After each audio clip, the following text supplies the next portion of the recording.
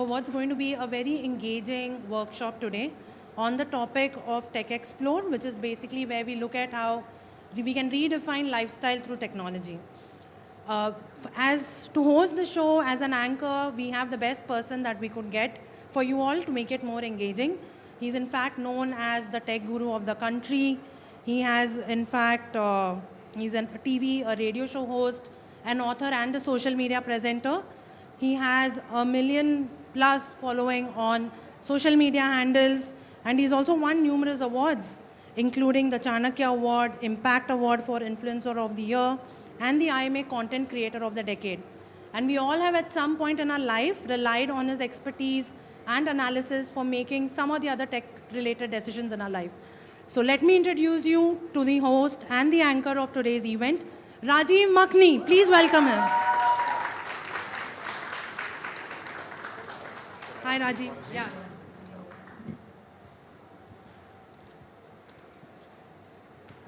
Okay, so thank you very much, Mary. That is a great introduction. And like I always say, when I hear an introduction like this, I'm so proud of myself when I hear such wonderful things. And then the realization immediately hits.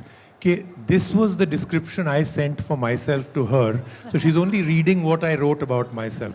So then I come right back to normal. So I start feeling a little bit more normal after that, which is what you have to always remember when anybody is introduced onto stage and they have very high-flying, overall laurels they won or everything that is described of them is like a bit too much.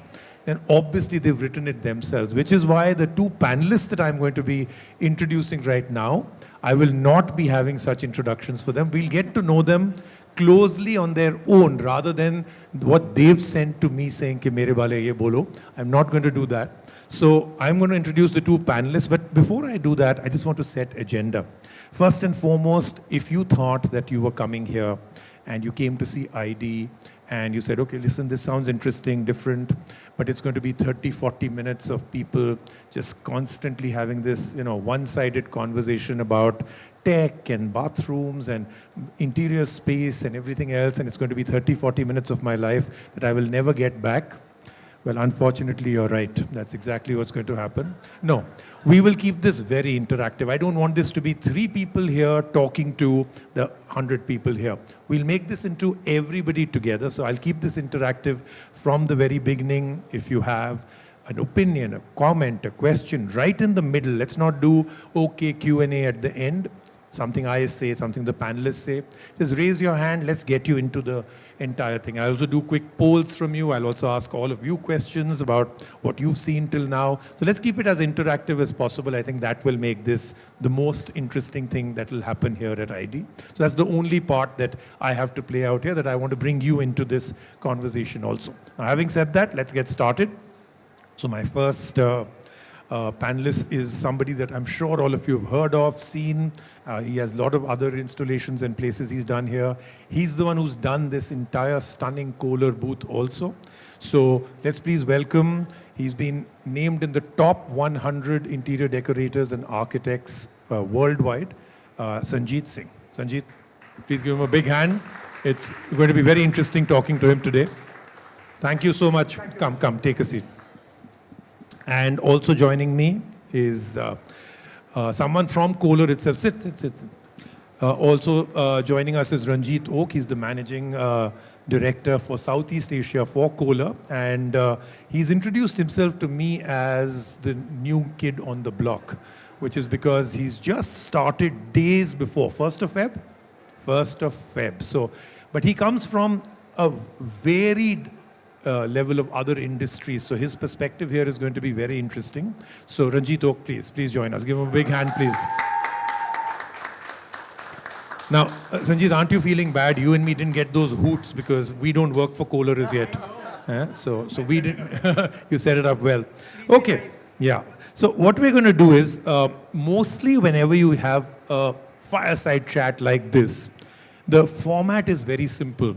You start off by introducing your panelists, then you do 4 or 5 very serious questions, and then you do at the end of it, ki chalo, let's leave everybody feeling good. You do a quick fire round with some fun questions, and then somebody wins a basket. If I was Karan Johar, I am not, so I don't have a basket to give you, but I'm going to start off with a quick fire round. Best way for the audience to know both of you better, right? Okay, so first and foremost, I'm going to start off with you, Sanjeev.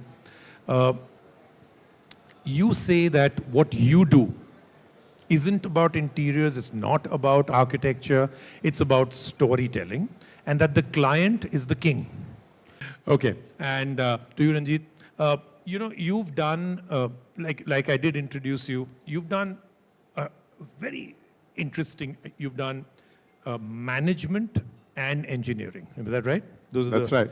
Those are the two mainstays. Now, for people of the era that we are from, right?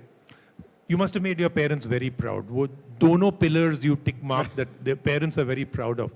But if you were to give, agar you were to give advice to a 16-year-old who's just in that decision making, what do I do next? Would you give them this advice knowing the current scenario of things, that this is the way to go today? So I think having 16-year-old kids myself, if I could actually advise them, that would be a superpower. But let's assume that I have that superpower. I wouldn't suggest that they would go through the standard IIT, IIM, that kind of a setup, because the canvas today is very, very broad. Kids today need to learn how to learn. Once they've got that, they rule the world. Doesn't matter where you come from. Yeah, I think opportunities as well as what you can do today is so dramatically different. Okay. I'm going to ask any of you three right here, and I'll keep coming to everybody else. Can any one of you spell Sanjeet for me, like you normally would? Any of you, just do it. Tell me. Yeah, just say Sanjeet. You must be knowing a Sanjeet in your life. Come on, they're all very nice looking. Yeah? Huh? No? Okay. Okay. Somebody that you may have read of. Spell it for me. Yeah, SANGIT would be the 90%, and the other 10% or 9.999% will be SANJEET. But there is 1.1% left now who has a very unusual way of doing it, right? So now we want to know, both your first name and your surname are spelled very differently. Is this for style, fortune teller, like some Bollywood stars have 7 R's followed by 3 A's, or is there a story behind this too? Well, I created the story. The point is, I am the face of my brand. My work's a bit quirky, and there's nothing to do with numerology. I mean, Sanjit Singh Ahuja does not sound right with this, so I had to change it to Sanjit Singh. Okay. So that's the story behind it, right? Okay, now we all know. Okay. Ranjit, like I did say in the beginning, multiple categories what you've done, and you've just come in here at the Kohler helm, right? So you've done things like consumer goods, consumer tech, Make My Trip, Alcobev, so many different things, right? Which is the most interesting one to you? I'm not going to ask you to say Kohler because obviously you'll say this is the one. Other than this, which was the most interesting phase of your life in terms of work? So I think for me, it's a collision of consumer tech with consumer goods. Acha, dono. I think that collision, because I was in consumer tech for 5 years, but after joining Kohler is when I get to meet the tech guru. Okay. So it says something about where the industry is moving. So for me, it's a collision of consumer tech with consumer goods. Yeah, this is actually very right. Many of the times when I give a talk, I start by saying, whatever industry you're in the world of tech first. Your business first is tech. So there'll be a question about that also. Now, what we're going to do is, and this is where I'll also involve people in the audience in this, I'm going to ask them 5 quick questions, rule being you only get to answer with 1 word, so that we get to know you a little bit more personally, right? Sure. The why is not important, just the answer is. So we'll start off with, architecturally, the most beautiful city in the world. Al Ula in Saudi. Okay. Pondicherry. Wow, okay. One that I'd never heard of before. Second, very, very nationalistic pride, right? Okay. How many people have heard, can you just say that again? Al Ula. Al Ula. How many people have heard of this? Please raise your hand. Yeah, me too. I'll also keep my hand down. Have you heard of it? No, and I was in Make My Trip. Okay. I think offline, I'm sure many people, including me, are going to ask you, why is it architecturally the most beautiful city in the world? But at the moment, we'll move on, okay? So this is for you now. Who's on your speed dial other than any person from your family? Other than my family, I've just joined the company, so please make a record. It's Salil Sadanandan, my boss. He's on my speed dial right now. Yeah, Please make a note. This is being recorded on Yeah, 7 please record cameras, it. so you will be, in 3D, they'll be able to recreate this one. Okay, for you, as you don't have a boss, who's on your speed dial? My ex. तो वो तो सबसे पहले delete होता है, नहीं? नहीं? अच्छा, okay. So, जिंदगी ना मिलेगी दोबारा. okay. Love technology or learn to live with technology? Absolutely love Love technology. with technology, okay. Love it. Love technology. How many people here are love technology versus learn to live with? Love technology, hands up. Okay. All the backbenchers are learn to live with it, and everybody in the front is love it. Okay, great. Excited by AI or fear it? Again, love it. Yeah? Okay. Excited by AI. Excited Yeah. by it. Okay. And greatest passion in life right now, and it can't be about work. Not about work, but it's about building out a design muscle in my body. That's something that is my next passion. Okay, excellent. That's a great passion to have. Travel.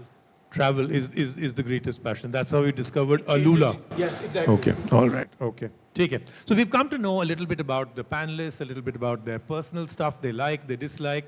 So now that we know that both of them really love tech, let's get down to what we're here for. How many of you have already taken a walk through this Kohler booth? How many? Okay, so half of you have. The other half, I would recommend whatever else you do take a look and ask people to demo it for you. There is one person out here who will actually claim that this is the smartest toilet in the world. Do ask her questions as to why that is true, okay? So let's start with the questions out here. So they say, like I said, right now, irrespective of what category of work you're in, you're first in the business of technology. Do you think this applies to interior design also? It surely does, because life has just become about experiences and what we all went through during COVID. I think technology played such a major part. None of us knew about Zoom meetings. It became the thing. So technology is what brings the world closer. I mean, Instagram, all of that. The world's become a much smaller space. And not just that, the kind of experiences we're creating with the products. Imagine your bum being washed with hot water on a winter morning. Okay, yeah. Welcome to the best seat in the house, I think is absolutely right. Okay, so this one is to you, Ranjit. Actually, why don't you tell me your thought process on the same question first? So I think for me, I draw a parallel to the consumer tech space where UI and UX has become a big area. And any kind of user interface or user experience, what better way than to think about all the experience that you can have in your home and in spaces that earlier on were just functional. Right. I think that's the piece that is making the difference. And the other piece that we've seen is that consumers have now started taking technology for granted. They assume that technology is going to play a role in every single interaction that they are having with any category that they are working with. And so that is a big shift that has happened from a consumer pull point of view. Doesn't matter if the company wants to push it or not, they will have to because the consumer wants it. Okay, interesting, because I completely agree with you. It's something that I started seeing. At last count, what you're holding in your hand right now, the smartphone, replaced 178 standalone devices, right? From a fax machine to all the others, a pager and a phone, and 178. And yet, when great innovation happens with the next smartphone, we just take it for granted, ye to hona hi tha, right? Yeah. We're quite jaded with the fact that we think anyway we deserve it, rather than that eye-opening moment of wow, right? Yeah. So I completely agree that people take tech for granted, and I think bathrooms and interiors is the last bastion left. So I'm going to go to that one now. Sanjeet, here at the Kohler Experience Center at IT, we're seeing the use of smart home technology in a very intelligent manner. Real world usage that enhances life. how are you seeing, and give me an example or two would be best, where you're being able to use tech in designing a home without it being gimmicky? Because I've started seeing, because people expect it, there's a lot of gimmicks that are being used, which I think will eventually ruin the market. So give me an example or two of something that you've done or seen, which is an excellent example of great tech in interior design. So with the kind of air quality we're living in these days, it's good to be able to control the AQI within the house. Okay. Obviously we can't stop going out, but when you're within your confined space, that's one thing. But over and beyond that, when we're designing a house or a space, again, as I said, it's very experiential. So let's say we're designing, a penthouse which is overlooking the sea in Bombay. We don't want the television to block the view, or we want it to disappear into the ceiling. Or there's a client who spent, a great amount of time designing, like he was so involved in the whole elevation process of the house. He didn't want his cars to kind of, disturb the view. So to be able to take the cars down into the basement, all of that, so again, it's an experience. But also, there's a flip side to it. Like, we were working with a client where the elder gentleman of the family, he said, I'm just so used to my remote to control the air conditioning. I don't want to pick up a screen in the middle of the night, and I'd have it glare at me. So I always say in my design practice, we say design swad anusar, technology bhi swad anusar. Okay, nice. I have a question which isn't on the agenda, but I have to throw it to you because I've just gone through a big pain point myself. So which kind of client do you like? Those that are hands-off, saying, your job, you do it, or like you said, very hands-on, has a point of view to every single thing. If you were given a choice, कि एक ही type का client मिलेगा आपसे, would it be hands-off or very involved? No, in all honesty, I'm just going to say it's a mix of both, because we're building. Yeah, but that's the politically correct no, answer. So the ones who are involved in the whole process, we're building their house, we're writing their stories, we're providing the solution. That's my job. If I have to have a client who's not involved, I do that anyways in my home or my space or my studio. So someone to be able to take their dream and build their sapno ka bangla is what is important to us. And that is what makes every project of ours very unique. Okay, so you're okay with the person who's very hands-on? Of course, why not? Okay, great. Ranjit, this one's to you. So like I said, the bathroom may well be the last bastion. Tech has come into every single space. But the part I want to understand, in fact, for those of you who've not tried out the Numi 2.0, just behind me, it's unbelievable what all it can do. And I'm also going to be doing an Instagram reel on this tech right after, so do watch it. That's a self-plug. But to you, Ranjit, is how does Kohler think of innovation? Like I said, there's a fine line between overdoing it, right, and making something very gimmicky, and doing something which is very experiential, that actually enhances my daily life.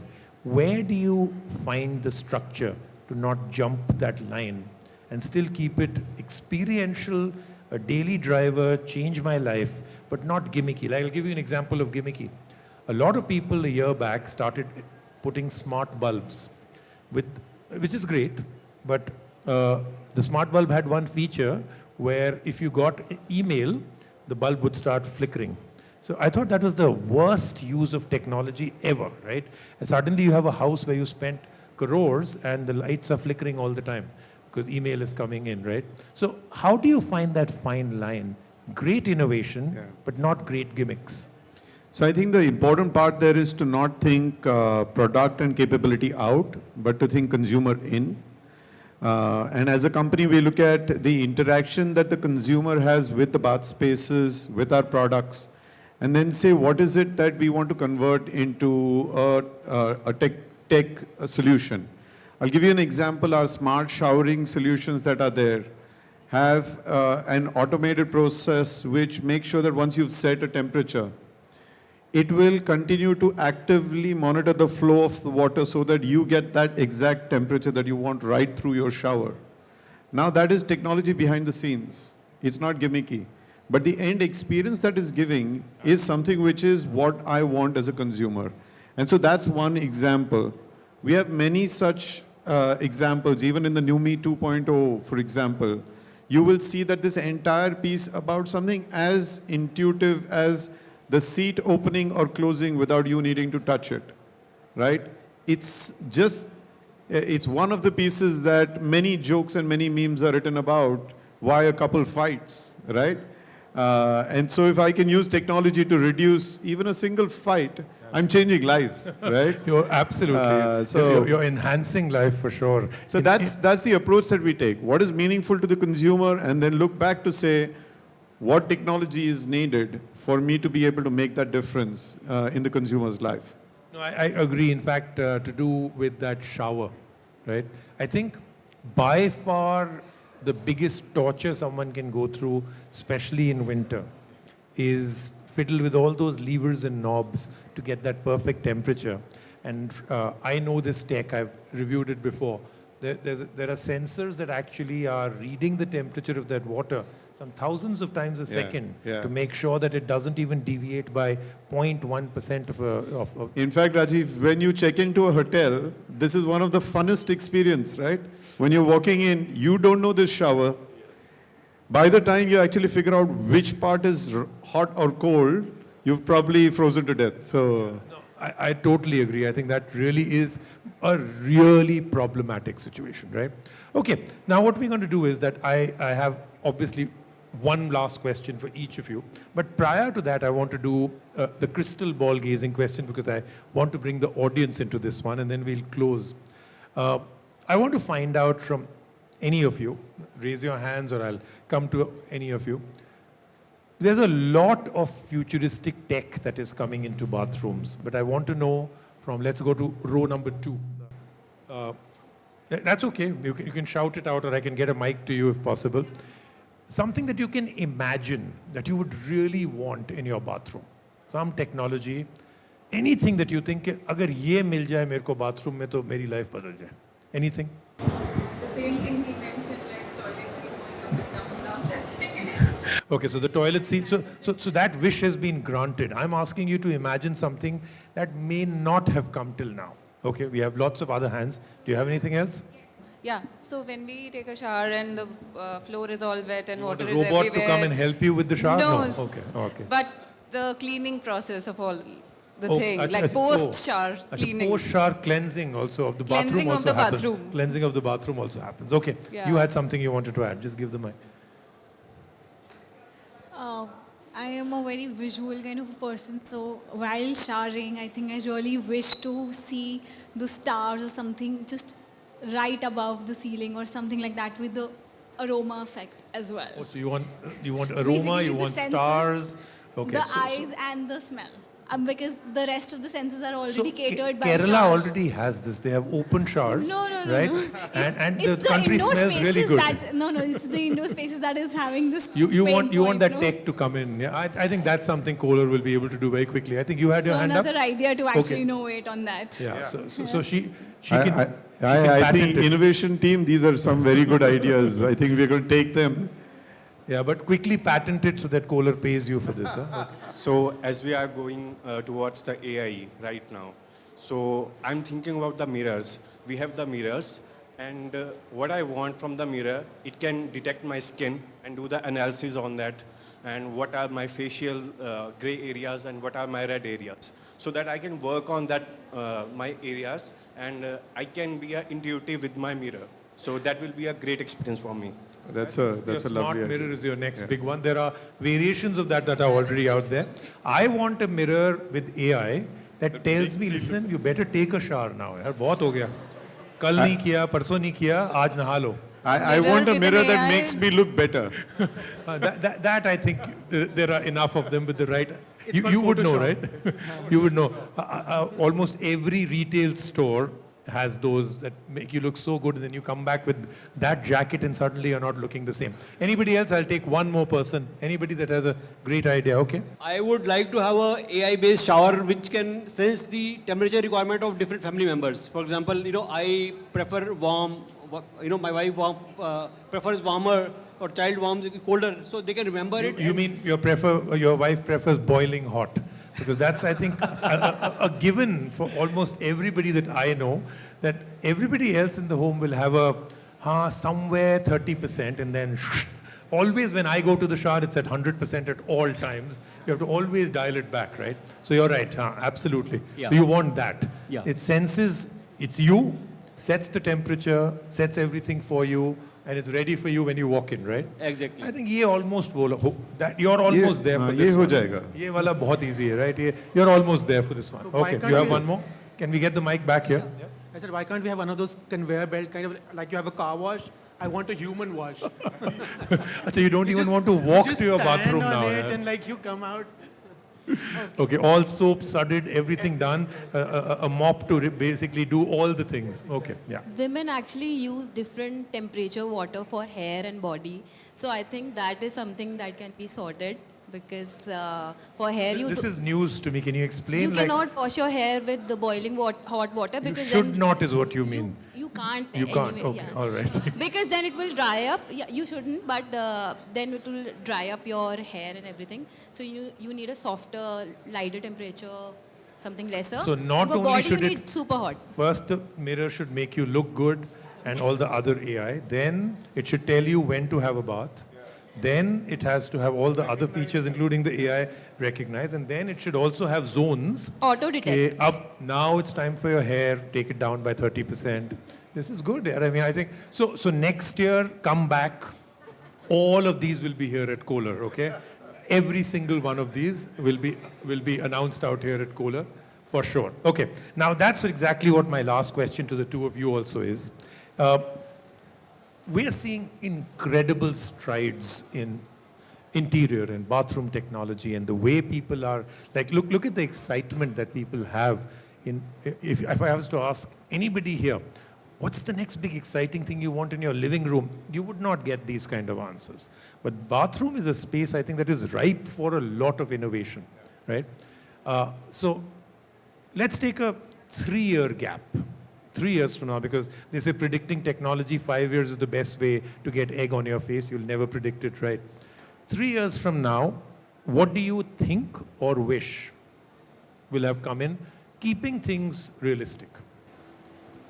I think that's a tough one to answer because there's so much going on, and I can't really pinpoint anything because every day you're seeing something new. So I feel like we should just jump 10 years ahead and just be there for 5 years. Okay. All right, but any one thing that you think, हाँ ये तो पक्का हो जाएगा, maybe from the ideas here or something else of your own, that conveyor belt bathroom, you think why haven't you built it as yet? Yeah, that's. You just thought of it, okay, we're yeah. going to see this so we'll one. start designing bathrooms differently now.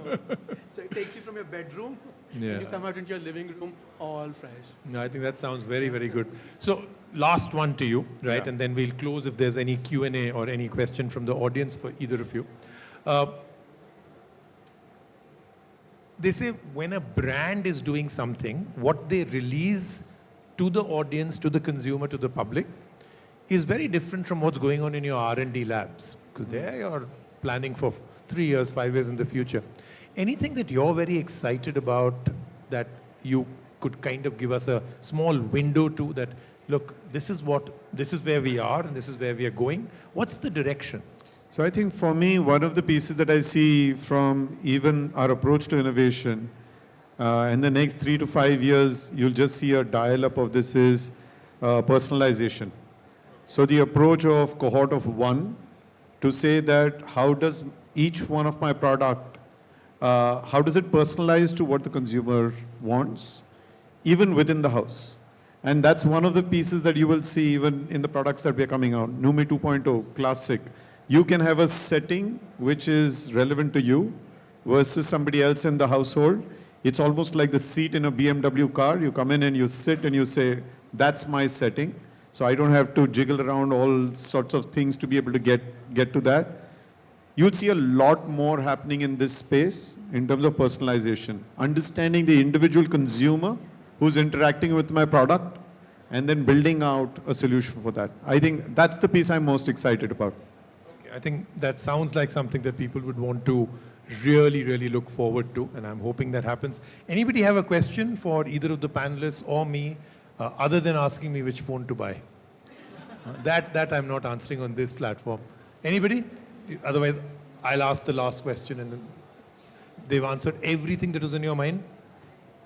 I think you both have done such a good job that there are no questions there. I have one question about sustainability. For Gen Z and under, it's become a buying criteria. They don't look at legacy, they don't look at what you've done before. They want to see at what you're going to do for saving the world, right? But a lot of it is greenwashing, right? So is it really possible to do sustainable materials that is actually pocket friendly? I don't want to spend 3 times the amount to save the world. That's not just my prerogative to do, right? That's where the argument always drops. Is it sustainable materials, save the world materials, done right, looks as good or better, and it's not greenwashing? I don't agree with that somehow. I just feel sustainability has become a very abused word. You know, like luxury itself. There's nothing called affordable luxury. Luxury is luxury. And the same way we start a project and, you know, the client will say, I want a very sustainable house. By the time you start to bring all these materials in, the way it's constructed, all of that, there's nothing sustainable about it. I mean, there are architects who are doing great sustainable work, but you need the scale for it.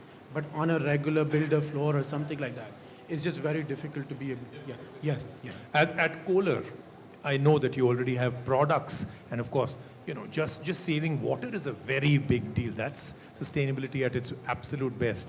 Any other product or something else that you're proud of already that's actually helping people take that right decision? So I think as a company in our manufacturing operations, obviously we are very serious about sustainability as something that needs to be demonstrated. We've halved our overall carbon footprint as well as waste to landfill in the last 15 years. We plan to get to net zero by 2035. And so there's a very clear approach to it. But I think what's exciting me the most is the products and the ease with which we are able to get sustainability conversation going on. So for example, our product Reach Eco, standard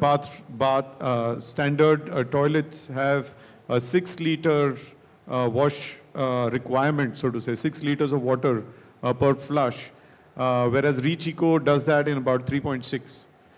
What that means is that meaningfully in a house, you're going to save 12,000 liters of water every year, which is not just lip service. It's actually making a difference.